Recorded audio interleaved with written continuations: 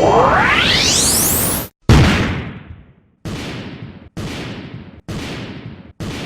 going on, you guys? It's your man James, aka JP, back again with another toy room review, and today we're taking a look at the July edition of the WDW Magazine. So this is basically 4th of July theme, since 4th of July isn't just a couple days. So happy early 4th of July, or if you're watching this on 4th of July, happy 4th of July. Everybody be safe out there with your fireworks or whatever festivities you're taking part in. Just be safe out there. So with this month's issue, the first thing I said once I took this out of the packaging was just wow. I mean, look at this cover. This is just such a beautiful looking cover, and I'll have some better angles of it and better angles of everything else that I show off in this video. I have some B-roll going, but this was just a beautiful, beautiful cover, and I say this every month, but the photographers really do just such an incredible job with all the pictures they take, and I just get blown away month after month. Now, if you guys are interested in mainly the pictures, not really more so like the articles and reading,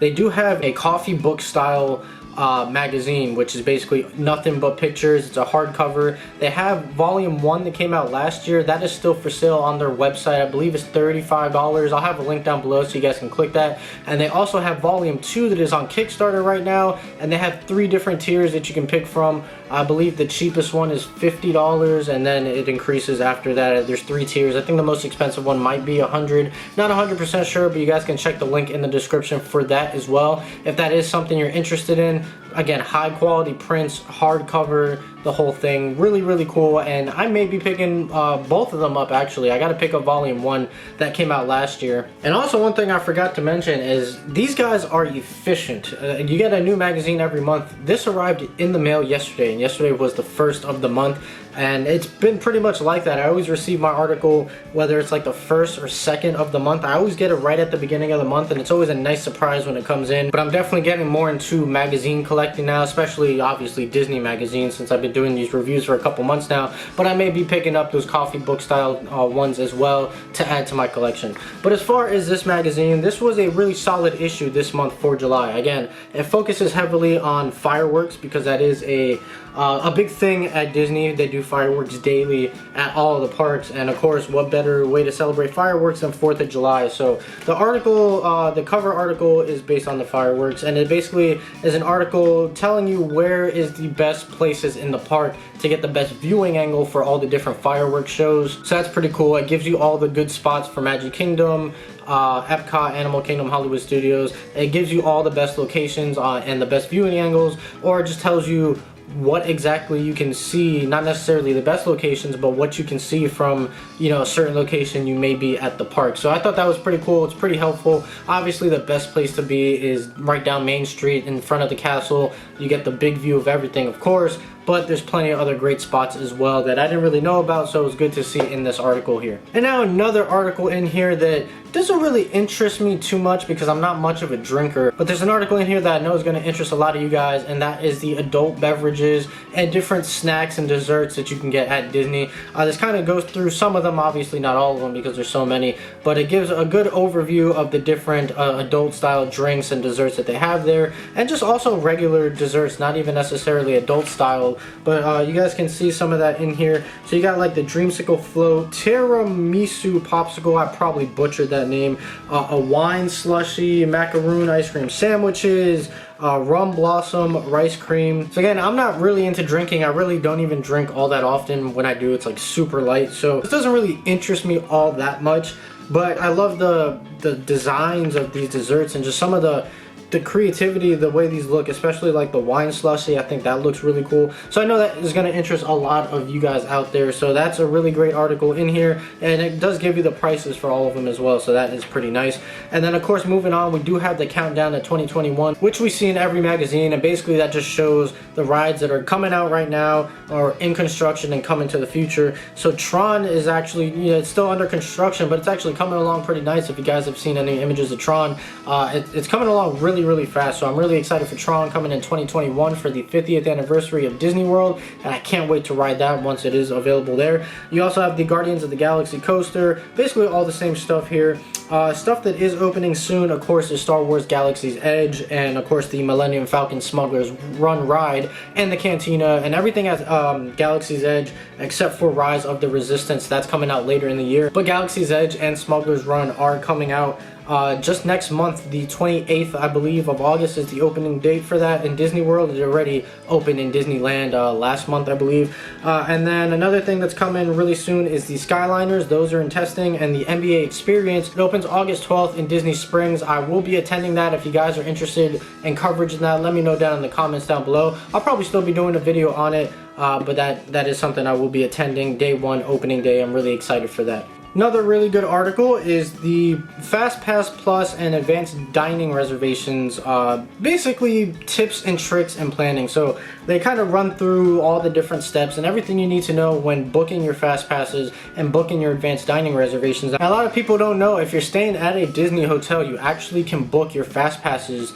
60 days in advance, and if you're not staying at a Disney hotel, you can book your Fast Passes 30 days in advance. You don't have to do it the day or the week of that you're going. You can do it in advance, and that's really, really good, because some of these Fast Passes for these popular rides like Slinky Dog Dash, Rock and Roller Coaster, Splash Mountain, Big Thunder Mountain, Space Mountain, the Mine Train, you know, all those popular rides, the Fast Passes are generally not available if you try and do it the week of, but because you can do it 60 to 30 days in advance, you know, you have a better chance of securing those Fast Passes. I'm not too big on the dining reservations because I don't really eat at a lot of those restaurants, but Fast Passes definitely comes in handy. So that is very good information, very good tips and tricks. And another thing that a lot of people don't know is that you're allowed to book 3 Fast Passes in advance, but once you use those 3 Fast Passes the day of, you can book more Fast Passes on the spot one by one.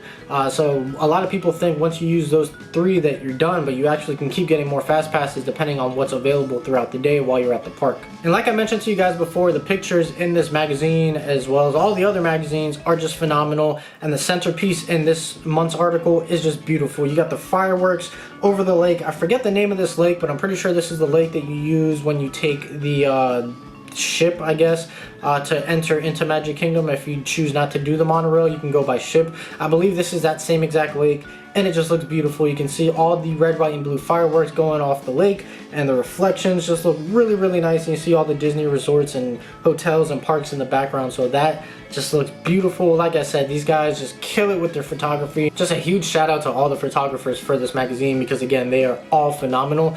And then moving on with the 4th of July theme, you obviously are going to have 4th of July merch. Obviously, last month I believe was based around purple. The theme was purple, the color was purple, so all the merch was purple. This month is obviously 4th of July, and there is a ton of 4th of July merch here.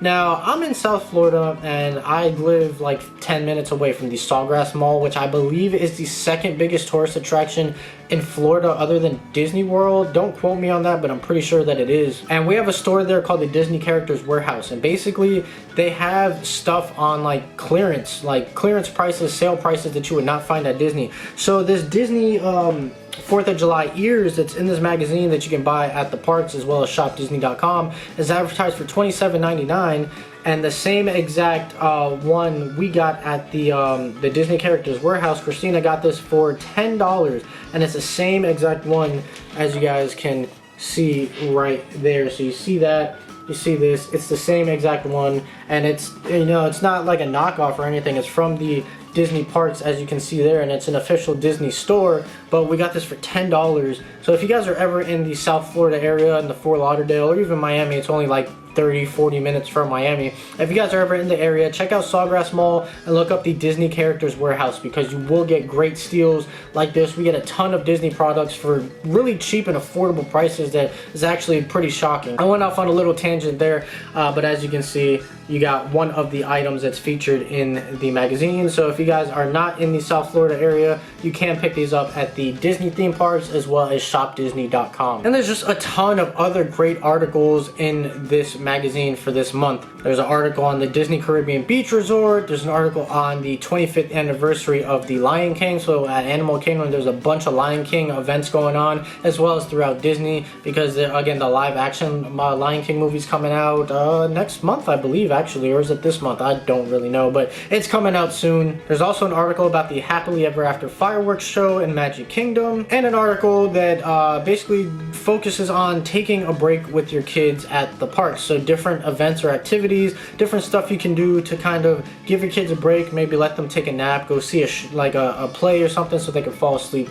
during the play or whatever. Just different ideas that you can have for if you're traveling with kids to the parks. You know, the parks, as adults, we're fine going all day, but these, you know, your kids need a break. They can't go all day. They don't have that kind of energy. So just a great article on that. And like we have with every month, we have right at the end of the magazine, we have the Did You Know Facts, which is based on performers for like live action shows. So that's pretty cool. Just a ton of other great articles in here as well. And again, high quality pictures and, you know, everything that you expect from the WDW magazine. So I am very impressed with this month's issue. Very happy. I feel like it's a big improvement from last month. I wasn't really that interested in last month's magazine, but this month is very good. Great pictures, great articles. Overall, just a solid magazine for this month. So that's pretty much it for me. I hope you guys enjoyed this video. If you did, make sure you like, comment, and subscribe. If you guys are interested in subscribing to WDW Magazine or checking out their Kickstarter or checking out any of their other stuff, click the link in the description down below. And I'm gonna go ahead and get on out of here. So as always, guys, stay tuned for more, and I'll see you guys next time.